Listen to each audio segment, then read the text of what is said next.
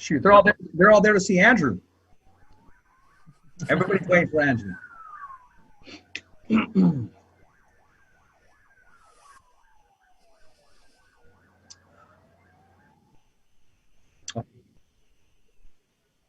Okay.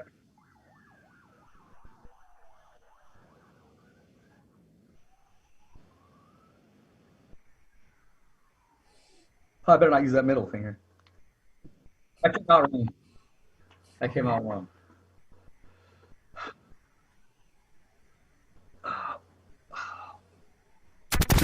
I'm Bob Arum, and I'm with the Fighter's Voice. My name is Andre Ward. Knocking out the competition. Fighter's Voice! The Fighter's Voice.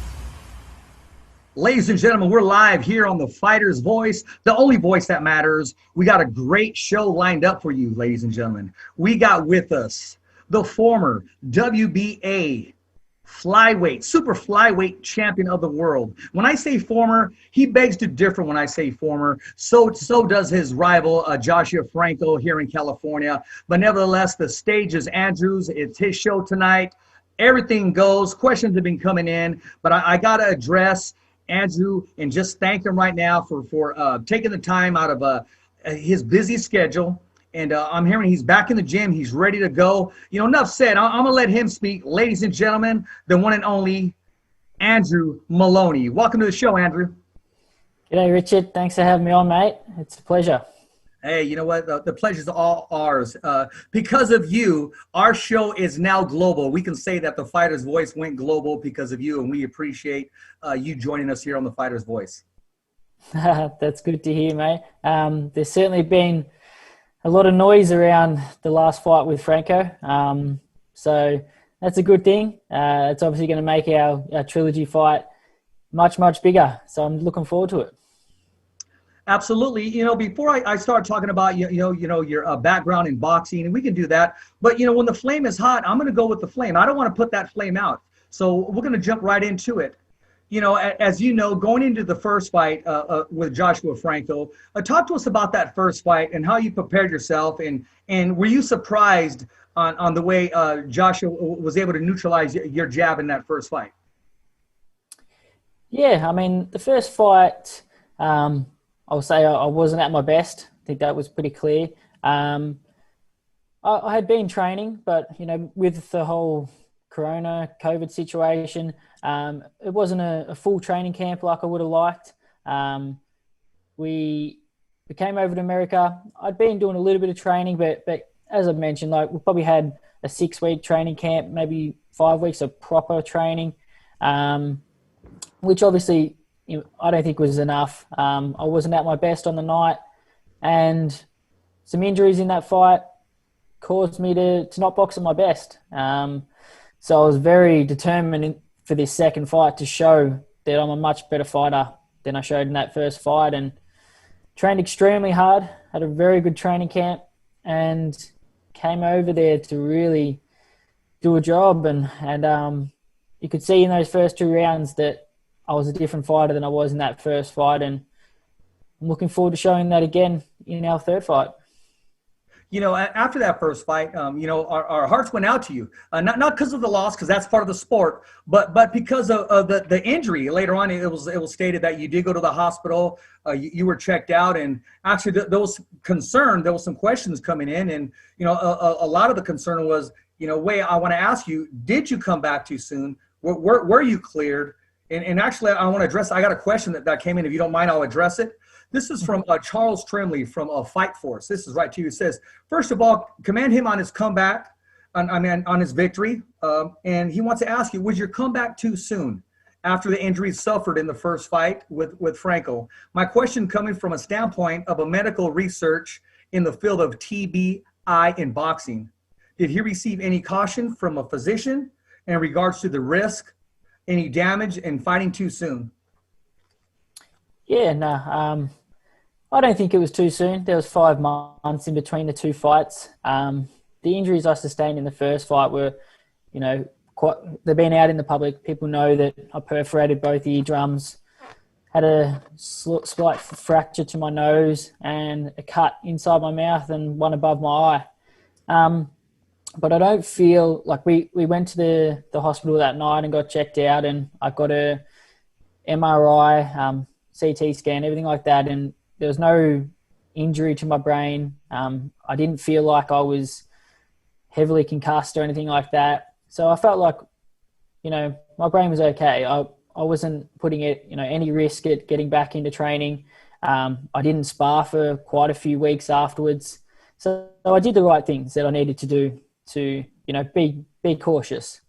But yeah, it was 5 months in between the two fights. I felt like that was more than enough time to heal up.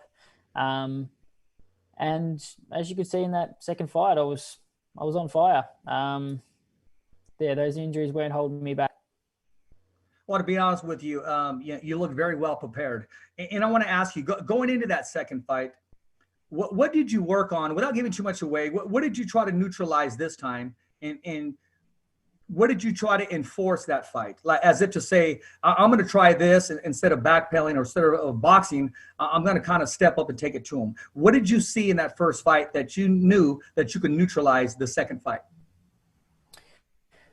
I was just really determined to come out there at the start of that fight and to show Franco that I'm better than the person he was in the ring with last time. I knew that he was going to be very confident and think that he could just come out and start where he finished the fight last time and just walk forward and try and break me down. But I was determined to go out there straight away and show him that that's not going to happen.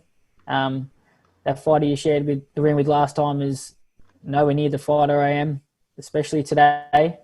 And I believe I did that. I made a few mistakes in the first fight. I was moving far too much because I had no balance and no strength in my legs from the perforating my eardrums. So it caused me to fight not really my style. So I was going out there, and one of the things was not moving as much. Okay, thank you. Did you change anything in your camp? You still have the same trainers, the same team? Did you bring anybody in, or did you work on anything different? No, same team. I've got a great team. We got great sparring for the rematch. But same team, same trainers, and we just worked on, improving as much as possible in between those two fights, and correcting some of the mistakes I made. And I believe we did a really good job of that. I felt like in those 5 months I improved more than any other time in my career, and really stepped things up to a new level. Well, I don't want to speak for you, but I know what motivates you. I saw this picture on your page of you and this beautiful young man that you were holding in your arms, and we're actually going to put it on the screen there.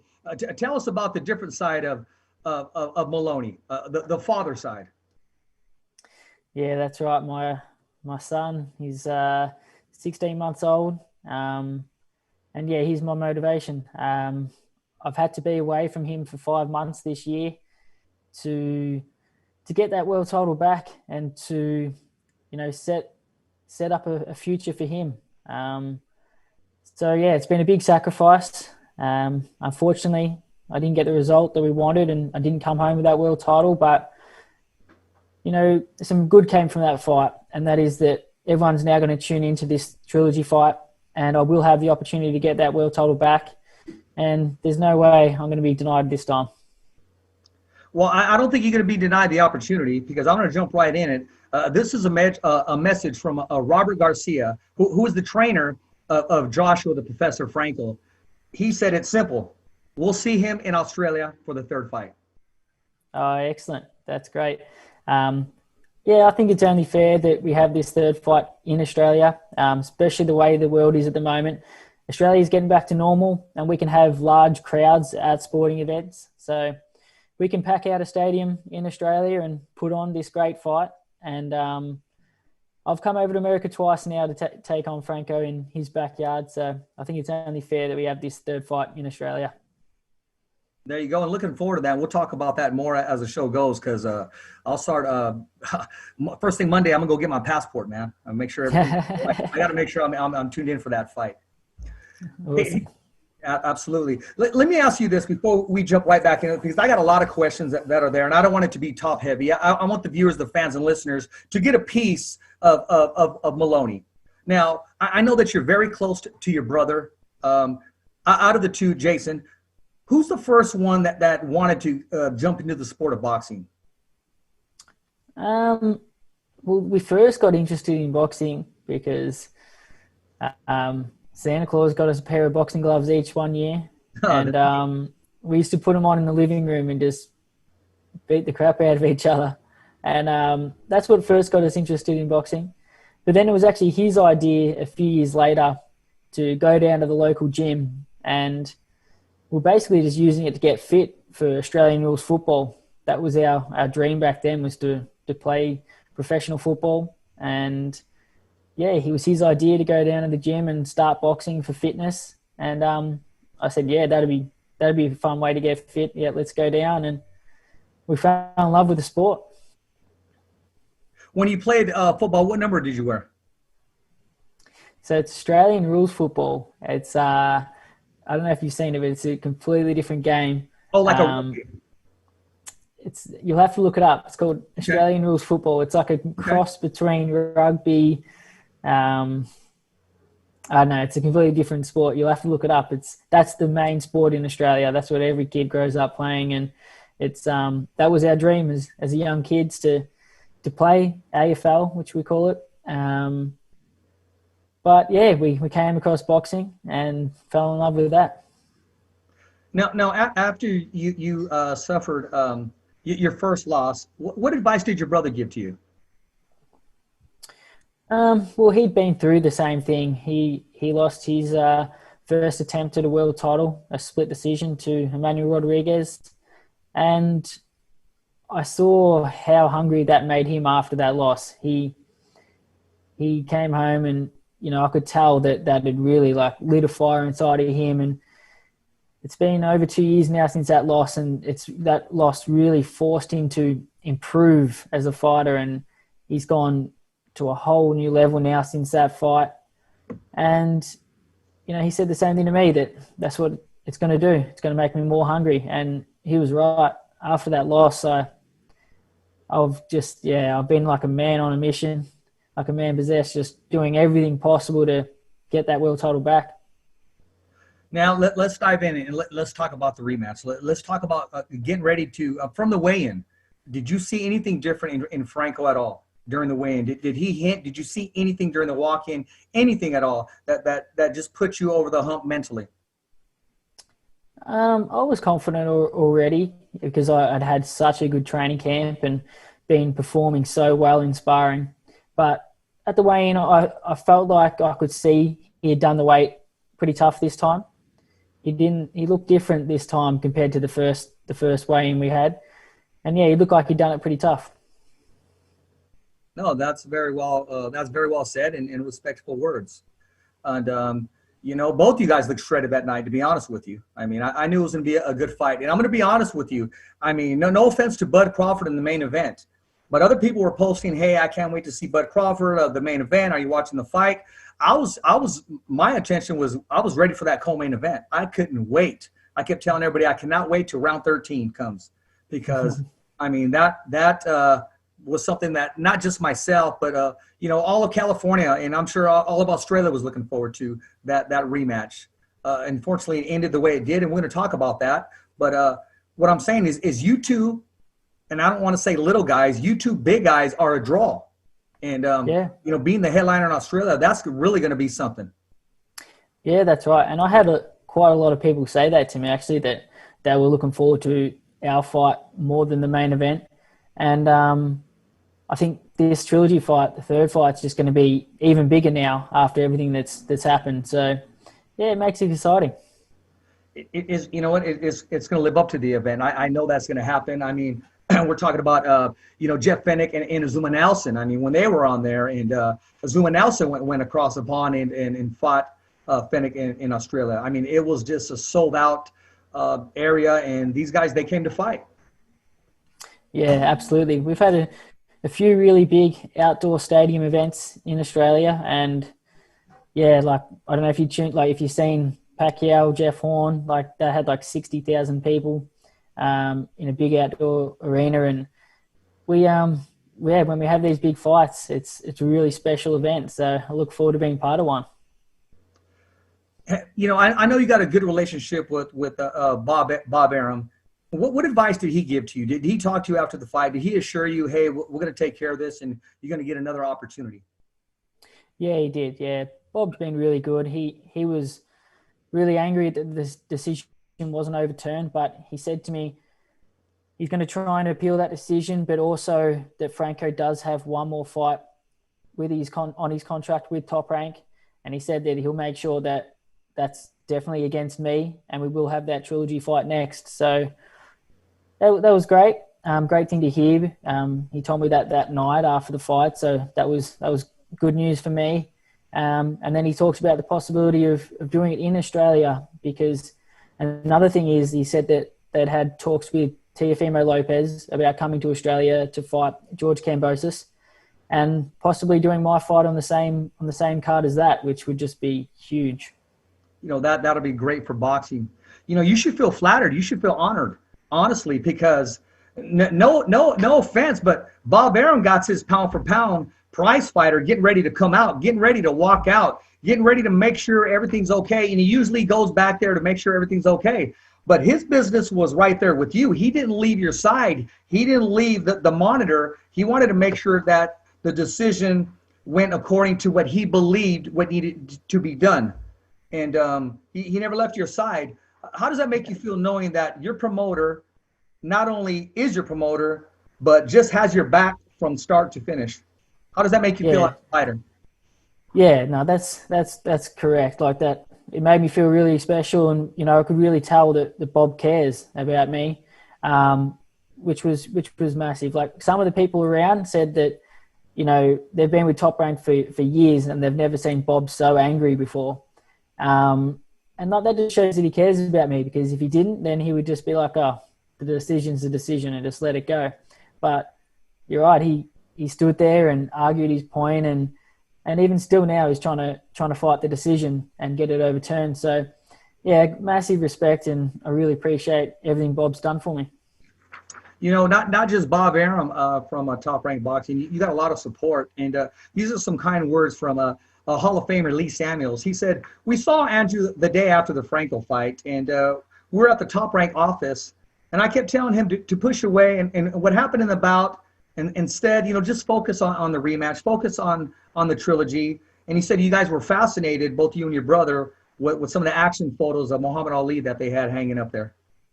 Yeah, Lee Samuels is a great guy. He that was the first time I'd properly met him, and he showed us around the office and gave us a tour of the whole Top Rank office and all the photos and the history of the place. And yeah, he's a really great guy. Yeah, very well said. And also Brad Goodman, matchmaker, he had these words to say. And I know the way Brad can get. I've called Brad when I shouldn't have called him, which is during fight week. And he just I thought it was a Scarface movie, to be honest with you, but that was my bad. And then he calls back later and he says, hey, do you like food? Let's get a steak later. So, I mean, but don't call during fight week. That I learned. He had these kind words to say about you. He said, I'm so proud to be involved with such wonderful people like himself and his brother, and his manager, trainer, Angelo and Tony, who are sensational people. And with the boys, you know, they'll get their title back if they get that opportunity again, that both boys, which is you and your brother, are well deserving, because you put so much into the sport. Both you and Jason, and let Jason know he'll get another crack at that title soon. And just a pleasure working with you guys. And he's saying hopefully we go to Australia. Oh, that's excellent. Thank you very much, Brad, if you tuned in. Really appreciate your kind words. And to tell you what, I'm not just saying this, everyone at Top Rank have treated us so well. Like, it's an amazing company, and yeah, full of great people. So we're very blessed to be signed to the best promotional company in the world. You know, that's good when a fighter knows that they can count on their promotion team, that their company, for not only the support, but the personal backing. And, you know, not just that, but the whole world, they want to see it again. And, you know, what went on in there in that first round? Was there at all contact, from your words, Did your head and Joshua's head, Franco, did it make contact at all, according to your statement in the first round? No, they didn't. And like I've had head clashes in fights before, and you feel when your heads come together. And at no stage did they come together with any sort of force, anything that could do that sort of damage to his eye. I remember the exact punch that did the damage. I threw the jab. I felt it land and seen it land on his eye. And then we stepped back from each other and instantly I saw his eye swell up. So I continued to try and target that eye. And I wasn't aware that the referee had even called a head clash until after the fight was finished. But no, in my mind, I'm 100% sure that was from a punch. Did you see anything different in Franco after that jab you said that you landed? Did he react any differently? If you watch it, we've got the footage. There's 1 minute 36 left, I think, in the round. And after the jab lands, he puts his right hand up. And for the next sort of like 15 seconds, he's trying to cover that eye. And then when he brings it down, that's when I seen the damage. And, if you look, you can see that's when the damage occurred. I'm just glad Franco wants to do it again. I mean, there's a lot of fighters that they'll get that belt and they'll go unify. They'll go somewhere else. They'll go across the pond and say, I'm the champion. Later with this guy, business has been taken care of, not once, but twice. I'm just glad that Franco's the type of fighter that looks at himself in the mirror and says, you know what, let's give the world what we didn't give them in that second fight. His whole team, I'm not speaking for the team, but where they come from, those are the first words, let's do it again. And to hear those words, you don't got to go chasing anybody. It's just a matter of time. How does that make you feel knowing that Team Garcia, Team Franco, Team Meridian wants to do it again? Yeah, that's great. And I respect him for that. I think the whole world wants to see this trilogy fight, and his team wants it, and so does mine. So it's going to be a great fight, and I'm really looking forward to it. Let me correct something right now, because I know Rick Meridian is a personal friend of mine. I got the green light from Robert that he wants to see it again, and Franco wants to see it again. I'm not going to speak for Rick, because I'll get 5 text messages and 5 emails and saying, what the hell are you doing, and so forth. So I'll just clarify that, okay? That's all. That's fair. All right. Well, Rick, the whole world wants it, so we've got to do it. There you go. I'm sure Joshua's fans and his trainers and his people, they're either watching it right now or they're going to watch this. Do you have any words for his team? Do you have any words for Joshua Franco? No, not at all. I've got nothing bad to say at all about their team. I never said bad. Just any words. Yeah. No, it's a bit. But respect. I look forward to the third fight. The fans are going to love it. I'm sure it's going to be a great fight. And I've come to America twice now, so I think it's only fair you guys come to Australia. We'll put on a huge event. It'll be shown live back in America and prime time. We'll do it on a Sunday afternoon in Australia, so all your fans can tune in. And it'll be a huge event. We'll have a big crowd, and we'll put on a great fight for everybody. My gosh, Moloney, everybody that I talked to today, everybody that's sending me these questions, and I don't know if I'm going to get to all of them, had said, you know what, this kid is this class act, one of the nicest kids you'll ever meet, both him and his brother. And you just justify that because, I didn't say he had anything hard to say, just anything to say to him. He said, no, just that, hey, I want to do it again. And there you go. Because you know what? Boxing is a warrior sport. So is MMA. But also, don't forget, it's also a gentleman's sport. Yeah, that's right. And these days, too many people think that you've got to talk trash to each other before the fight to try and sell the fight. And I don't think that's necessary. If you do the action in the ring and you put on a great fight, then true fans appreciate that. And myself, that's what I want to see is a good fight in the ring. I don't care what they say beforehand, and I think it's all corny half the time. It turns me off the fight, if anything. So I just let my actions do the talking in the ring. There you go. I'll tell you somebody who's looking forward to this fight as well, and that's Sean Gibbons, who handles Manny Pacquiao, also handles German Cajas. He had these words. He said, for you. He said, please let him know that German Cajas is looking forward to Andrew getting, these are his words, to getting his belt back. And German would love to fight him in a unification fight in 2021. The IBF, the WBA, both titles on the line. Happy holidays and God bless both you and your family from Sean and his puppet Woody.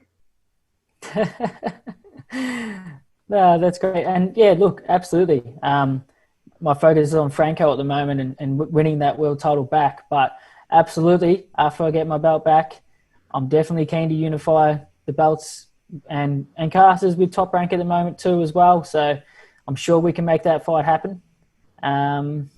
So yeah, look forward to it. This next question is from Bill Coddington in Madera, California, which is my city where I live in. He said, does he care to share on what was going on back and forth? You were trying to conduct an interview and there was some things that was being said back and forth. He said, not to light a fire anymore, but was there anything in particular that was being said during the heat of the moment? Yeah, a few people have asked me about this and I've spoken on it a few times. It was just really Robert Garcia's son had a few things to say. Franco's brother had a couple of things and Franco's father, I think it was. But look, it was just heat of the moment. We'll leave that. I didn't know you would ask that question, and that's not what I like to pull out of people. We can move on from that. I didn't know that was said. That's cool. Yeah, I mean, it was heat of the moment. It was nothing personal. We don't need to talk about it. It's all good. Yeah. What I will say is Robert Garcia's Boxing Academy. They are a very proud camp. They were very proud individuals. And just as I'm sure your camp is in your training facilities. So again, I mean, I just can't wait for this trilogy to take place. Yeah, and I've got to say, Robert Senior, he's his trainer. Robert Garcia, I've obviously know who he is. He's one of the most famous trainers in the world and trained many champions. He was all class. He didn't have anything negative to say. So, yeah, show my respect there. No, very well said. Robert is, yeah. Very well. Hey, I can't top that. You said exactly what I needed to say. So let me ask you this. There is the common ground. Both you and your brother are in boxing, and both Joshua Franco and Bam Rodriguez are both in boxing. I think that you guys are going to be seeing each other, maybe often in your career, maybe more than you think. There's that possibility. Yeah, I hadn't actually thought about that. Yeah, who knows? Maybe one day both the brothers will fight each other. Who knows? But yeah, we'll see. Hey, I'm going to change it up a little bit. As you know, there's some boxing going on this Saturday, and a lot of people may agree with this fight. They're calling it the comeback fight. Some people are calling it not even real boxing, but nevertheless, the icon of the world. How can you not tune in to Iron Mike Tyson taking on one of the best that have lived up to that name whenever he laced up the gloves pound for pound, and Roy Jones Jr. What's your take on that fight, and will you be watching that? Yeah, absolutely I'll be watching. Even though obviously they're both, well past their prime, it's still an exciting fight. Still two of the best to ever do it. And, yeah, I mean, if they can still, make some money out of this game that they dedicated their life to, then they deserve it. They deserve every cent they can get from boxing. So all the best to them. And I'm sure a lot of people are going to be tuning in because they're both very special fighters. Exactly. And there's a particular fight on the undercard that make sure that you tune into this. This is one of our guys here in Sacramento, Blake the Beast McCurlin. He's taken Baloo Jack, two-division, two-time world champion. And for Blake, this is his big opportunity, man. I mean, he's going into a big opportunity, a big platform. Do you have any advice for him going into this fight? Yeah, I didn't realize that fight was on. I haven't seen Blake before, but I'll definitely tune in. And he's obviously earned his opportunity, so I'm sure he knows what he's doing. And just enjoy the moment and give it everything you got. I got to ask you this. I know you're a fan of the sweet science of boxing. Do you watch at all? Do you watch any MMA? And if so, who's your favorite fighter?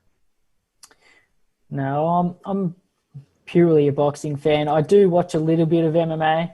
I don't know many of the fighters, but a few Australians are starting to take over. And Alex Volkanovski, he's a world champion from Australia. Rob Whittaker is also an ex-champion, so I like watching those guys. Israel Adesanya, I really like him. And I'm a Conor McGregor fan. I love watching him too. We'll see if he comes back. So, yeah, I'll watch a little bit. Well, I know Sean Gibbons is listening, tuning in, and Sean keeps hinting that Manny Pacquiao is going to put the gloves on with Conor McGregor. What's your take if that happens? And where do you see this fight developing, and where do you think it should be held at? Yeah, I've heard rumors about that, and interesting. And, similar to what I said about, Tyson and Roy Jones, like both, Pacquiao and McGregor, they deserve any cent, all the money they can get out of the sport. It's the hardest, combat sports, the hardest sports in the world, and we deserve, every fighter deserves what they can get out of it. So another fight that I'd watch. Some people probably don't like seeing the crossover MMA versus boxing, but you'd still tune in and watch it. So it's interesting. I mean, how could you not embrace that opportunity to share the ring with Manny Pacquiao?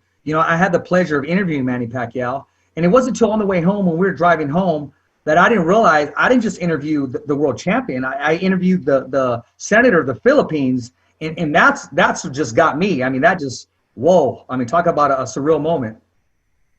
Yeah, that's right. And what a career he's had. So, yeah, if he can make a ton of money fighting McGregor, then all the best to him.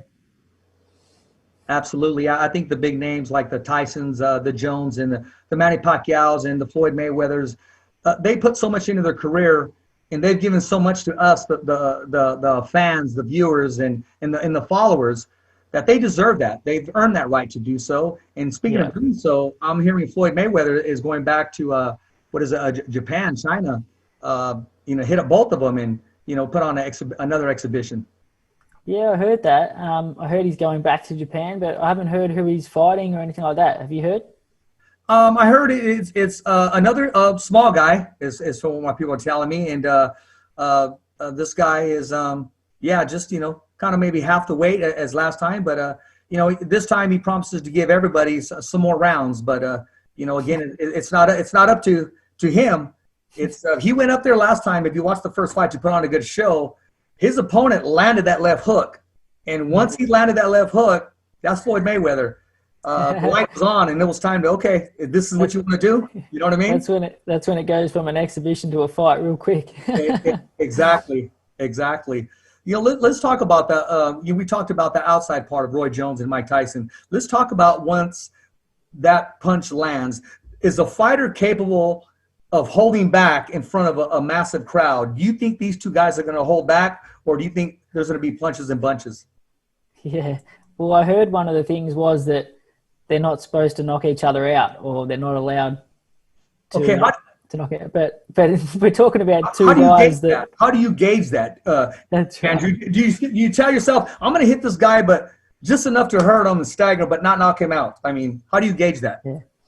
Well, I can't see that happening with Mike Tyson, that's for sure. So I don't know how they're going to do that. And like what you said with Floyd and his exhibition, like once a punch lands, if one of these guys starts to get on top of the other guy, the exhibition part's going to go out the door, and it's going to turn into a fight. So I'm looking forward to it. Yeah, that fight, I think I got up like 3 o'clock in the morning for that one, actually to hear my buddy ring announce, Ralph there. And I watched the fight, and Floyd came out like, okay, it's going to be an exhibition, real loose and real ready to have some fun. His opponent didn't know that and landed a left hook. That changed everything, and Floyd got him out of there. Yeah, that's right. So I see probably the same thing happening in the Jones and Tyson fight. So yeah, it's going to be interesting. Hey, I got to talk to you, man, about Tyson Fury, who in my opinion has to be the face of top-ranked boxing. And people would argue with me and say of just boxing in general. From your experience, your young experience of watching fighters, has anybody ever did it better than Tyson Fury, in your opinion? he's certainly a showman. The way he comes to fight, and then he'll sing a song at the end of the night for everyone. He's certainly entertaining. And yeah, you got to give him credit for what he did in that Wilder rematch. That was unbelievable. When he was talking about coming forward and going for the knockout, I thought that was just all talk to get in Wilder's head, but he came out there and did it. So that was impressive. Does a fighter see something that night? I mean, they may have you may have a strategy in line, and then all of a sudden you see something that just clicks or it's revealed to you. Do you attack that? Is that well said, or is it just you go in there and you try to figure them out? No, well, I mean, you've got a game plan, but yeah, if you see something that you think's going to work, then you got to back yourself. You got to go in there confident that you can make adjustments, and that's what we train for. And that's what a good fighter can do. So, yeah, I think it's a bit of both. When do you know a fighter is fearful of you? I mean, have you ever seen anything at the weigh-in? Have you ever seen anything at the press conference that just tells you, okay, this guy doesn't want to do this. This is what I'm going to do to this fighter? Yeah, I mean, you can see it a little bit at the weigh-in and things like that, but generally it's when you're in the ring. You can feel from somebody when they've had enough, or when you're breaking them down, or when they want to get out of there. It's not something you can just feel it. I think you have to have experienced it to know when a fighter really has had enough. Here's a question that came in earlier. They actually follow you. Are you a poll? I know it's very early, but they're going to ask, will you allow your son to box? Yeah. Look, if that's what he wants to do, then of course I'm going to support him 100%. I'll definitely teach him how to box. I certainly won't force him into it or anything like that. It's got to be his decision. As a father, I'd probably rather not have to see him and watch him fight. But if that's what he wants to do, then yeah, I'll support him 100%. Now, you come down to the States, for business, for boxing. You ever plan on coming down and just take some leisure time, like maybe visit Disneyland, or, maybe go to New York City, or, just somewhere around here in the United States? Yeah, I do want a holiday in America. I have never been in New York before, so I'd love to check New York out. I've been to Vegas a couple of times, and LA, just sort of training and sort of half holiday. So it's a great place. I really enjoy my time in America. I feel like Vegas is sort of like our second home now. I've spent almost as much time in Vegas this year as I have at home. So yeah, I really like it. How did you adapt to being in the bubble, to being restricted? Yeah, the first time it was, you're figuring it out, and, we went in there really not too sure what to expect. And each time we went in, I went in there like 4 times. We went in there for my brother's 2 fights and my 2 fights. We also went in to watch Teofimo fight Lomachenko. And each time you go in, you're more prepared. So like for my second fight with Franco, like we bring all our food with us and everything like that. So we were really prepared that time. And not only this third time, both of you guys are going to be able to walk in with a live crowd and be able to make that ring walk the way it's supposed to be conducted. And that's a big part. I mean, us as fans, we look forward to that ring walk. And that's a chance for you to say, all the work is done. Now it's time to display what we do and what we love to do. Yeah, that's right. And like, I had no problem fighting without a crowd. Like, it was still great. I still knew that there were so many people watching on TV, but I'm definitely looking forward to getting back into fighting with a live crowd, and just bringing that atmosphere. I've missed it this year. Now, being that said, I know you got kind of emotional, and after the fight, which is a lot of people would in the situation that you were in. How do you continue to block all that out and to say, you know what, okay, let's do it all over again? How do you find that extra volume of energy to have faith in yourself to say, okay, we didn't get it right this time. This one was out of my hands, or let's do it again, to get that energy and that motivation? Yeah, I mean, it was tough, especially the first few days, and then coming home to Australia without that belt, because I'd looked forward to that for so long and envisioned coming home with that world title belt. So it was rough coming home without it when I felt like I did deserve it. But now it's just giving me more motivation again to prepare as best I can, and come to this third fight in the best shape of my life, and to make sure that I dominate this fight and get that world title back. So I'm in hotel quarantine at the moment in Australia, and I've already started training in the hotel room, getting ready for this third fight. So I'm going to be more than ready. This question is coming in from Las Vegas. It's Manny Metz, who's a photographer for Roy Jones. He's asking, in your opinion, why did that decision take so long? I mean, it was actually 26 minutes. It was like 30 minutes. What couldn't they find, or what couldn't they see, or in your opinion, what was going on during that time? Well, I got no idea why it took so long, because the referee thought he'd seen something in the first round, so it's only 3 minutes of footage that they need to look over. But in my opinion, they were looking for a head clash, which they couldn't find. So they kept looking over and over and over, and they didn't find a head clash. So I'm not sure why the decision didn't get overturned, but that's my opinion.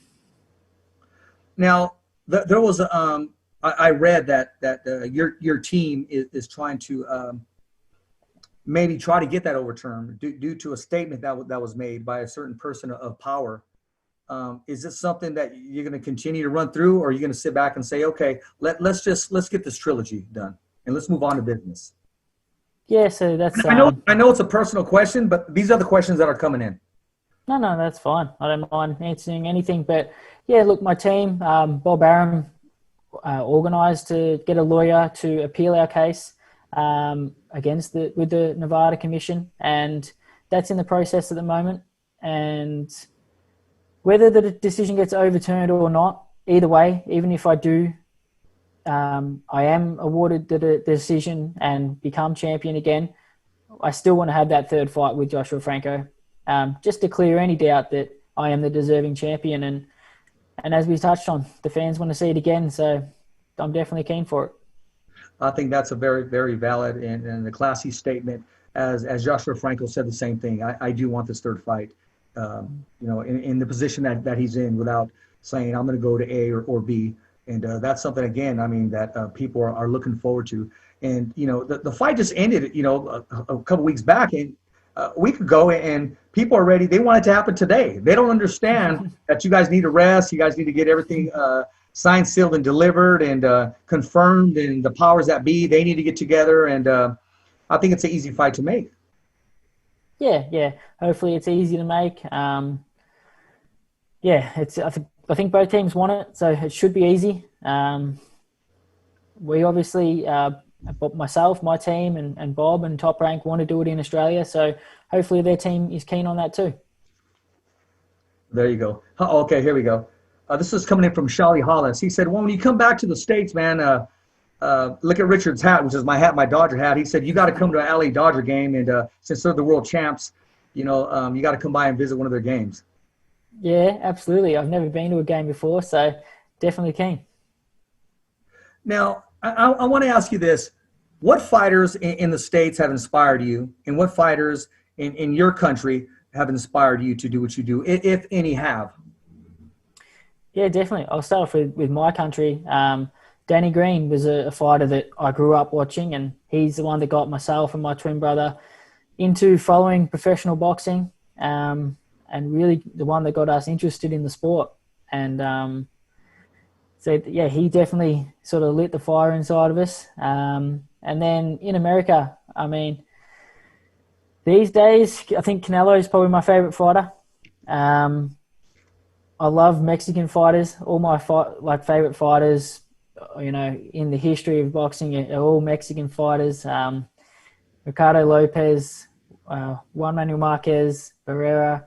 I love Barrera. Chavez Senior, he's probably my all-time favorite. So I love the Mexican style. I like two that I just got to name, man. Mikey Garcia and Jose Ramirez. I got to have two. I got to have those two in there, man. Yeah, both great fighters. Yep.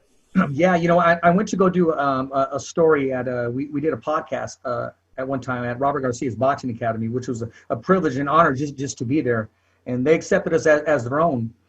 And whatever happens in the gym stays in the gym, and in that gym, iron sharpens iron. When you got two great athletes or champions, one champion or another will step up and share the ring with the other champion to get him ready for his event. And there was one particular time, I'll just tell you a quick story. I don't know how this came here, but two great champions shared the ring. And you know what I said? I said, forget the story. I was like a kid in a candy store. I'm just watching that exhibition, man, just the sparring match. And, it takes a lot to say that, man. I mean, the Mexican style, they do have their own style is, they bring it. They got a forward in pressure, and they like punches in bunches. If they were in MMA, they would not be grappling. They'd just stand in there in the middle and go toe-to-toe. Yeah, that's right. And I've actually been to Robert Garcia's gym quite a few years ago. And, yeah, they treated us really well, really respectful. And we went in there and we sparred with Gradovich originally and a few of his sparring partners. And then we came back that same afternoon and sparred with Lomachenko. So it was a great experience quite a few years ago now. Yeah, that's what I was going to ask you, because he said he came to LA to train. I was going to ask you what gyms did you stop by. Did you ever at all stop by Freddie Roach's gym, Wildcard at all? Yeah, so we trained at Wildcard, Robert Garcia's gym, and Legends gym with Manny Robles. And, all great gyms.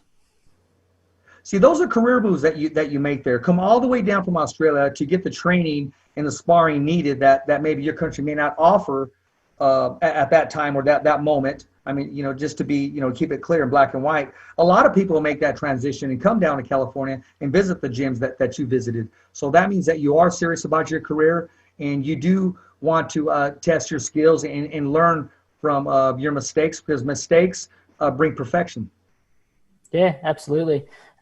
We give this sport absolutely everything, and you only get one chance at it. You only get one career, so we give it everything we got, and we do everything we can to get better. And we've been to America quite a few times now for training camps early on in our professional career, and now we obviously come over and get great sparring before all our fights. I came over before the Franco fight 6 weeks beforehand to make sure I got some great sparring in before the fight, and America is a great place for boxing. Thank you. This question is coming in right here. What does it say? It says, okay. What was it like sharing the ring with Lomachenko? Yeah, crazy. He is unbelievable. And once you've been in the ring with him, you can sort of understand how these fighters feel when they're in with him and how they get frustrated. Like those 4 fights in a row, I think it was, that the fighters just basically quit and said they'd had enough. You can understand once you've been in with him how they were feeling, because he just feels like he's a step ahead of you at all times and just knows what you're going to do. He's an unbelievable fighter. That goes hand in hand with my next question. Why do you think Teofimo Lopez had the antidote to neutralize and befuddle, at that time, the Matrix, the pound for pound, arguably the best in the world? It was an unbelievable performance, and Teofimo is obviously a very special fighter himself. Very fast, very explosive, very powerful. We were in the venue that night, quite close to the ring, and every time Teofimo landed a punch, whether it landed clean or if it hit the body or the arms, shoulders, you could hear the thud in those punches. And he's a very big, powerful dude for 135 pound, and I think he was too big for Lomachenko and too strong. I believe you're right. I believe that he lived up to the moment and imposed his will and neutralized him with that jab and the body. And I think that when Lomachenko did put the green light on to go forward, by then he was already 6 rounds under. And you don't want to give a fighter momentum, as you know. Yeah, that's right. And got to give Teofimo credit as well. His boxing IQ that night and the way he controlled the ring was very impressive. But yeah, I think it was his power that that landed early that had Lomachenko a little bit worried and hesitating. And yeah, he basically started that fight 6 or 7 rounds behind. So you just can't afford to do that, obviously, in a 12-round fight. Listen, I'm going to put the promoter's hat on you, okay? Who does Teofimo fight next? If you can find 2 fighters, what's your next 2 fights for him? Well, for me, I want him to fight George Kambosos in Australia so we can put on this massive fight card with myself and Joshua Franco. But if I'm a promoter and not thinking about myself here, then I think Teofimo should stay at 135 because the fight with Gervonta Davis, Devin Haney, Ryan Garcia, even Jorge Linares, it's a stacked division. I'd love to see him stay at 135 and have those massive fights before. But I know there's a temptation there to go up to 140 and possibly fight the winner of Josh Taylor, Jose Ramirez, which again would be very special if he won that fight and became a 2-time undisputed champion at like 24 years old. That's crazy. That's unbelievable. So I can see why that interests him as well. But from a fan's point of view, I'd like to see him stay at 135. Who do you have controlling that fight with Jose Ramirez and Taylor? How do you see that fight going down? Well, I know Jose Ramirez is your boy, but I'm sorry. I think Josh Taylor just wins that fight. It's a close fight. I want to hear an honest answer. Let's hear it. I think it's definitely a close fight, but I think Josh Taylor has got the edge. I think he just brings a little bit more to the table. What factors? What's going to be the deciding factor? Is it going to be he's able to neutralize Jose's body attack? Is he going to impose his strength on Jose? Or how do you see that fight? What makes you think he's going to be victorious? What is he going to be successful at? I think Josh Taylor will probably keep it out long and try and outbox Jose Ramirez. But he also is very good in close as well. He's a very good fighter, Josh Taylor. I've seen him for many years now, back in the amateur days, and he's very good in close as well as out long. But I think his game plan against Jose Ramirez would probably be to outbox him at long distance and not give Ramirez that chance to get in close and try and put the pressure on him. That's a big fight, a huge fight for Top Rank to make. 2 undefeated professionals in their prime, both got their countries backing them up and supporting them. And look what you and Franco just did. I didn't say you neutralized it, but you are also a big fight that needs to happen. Had it ended that way right there, we'd be talking about the trilogy. But what's the reality of that happening? Now, because of the outcome, because of this, I'm trying to say, look at the brighter side, Moloney, is what I'm saying. This fight is going to be an event that you could only have dreamed of as a child, that the masses are going to show up.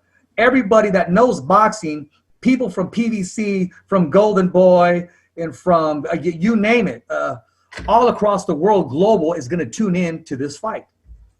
Yeah, that's definitely the bright side. I was obviously devastated after the fight that the outcome didn't go the way I believe it should have, but it definitely makes this third fight 10 times bigger and brings a lot of interest from all the fans around the world. So I'm excited now to be in such a big event with a lot of hype around it and a huge audience. So I'm really looking forward to that third fight, and it's going to be an honor to be a part of it.